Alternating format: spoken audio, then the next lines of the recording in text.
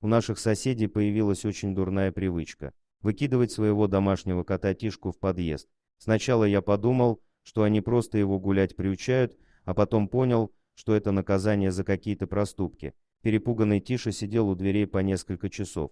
Если он начинал мяукать или скрестись в дверь, то сразу получал веником от хозяйки.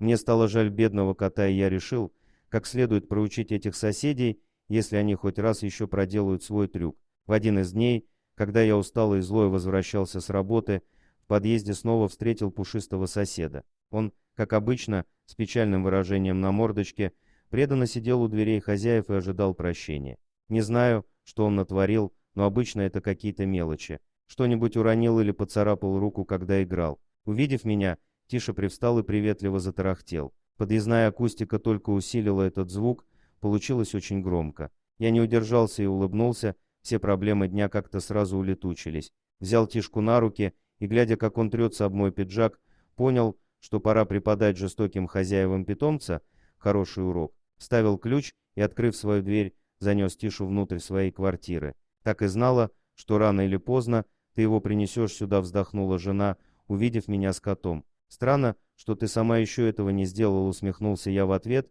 и, разувшись, отнес бедолагу на кухню. Налил ему молока, дал кусочек рыбы. Тишка с удовольствием все съел и опять замурчал, снова запрыгнув мне на руки. На следующий день был выходной, и я несколько часов подряд наслаждался криками соседей во дворе. Они вышли всей семьей искать пропавшего кота. Звали его по-всякому, обещали ему разные вкусняшки и всяческие блага. Но Тиша продолжал сидеть у меня на руках, как и сейчас сидит рядом с моим компьютером. Он не выходит из нашей квартиры, а я не спешу выдавать его обратно. Скорее всего, меня обвинят в воровстве.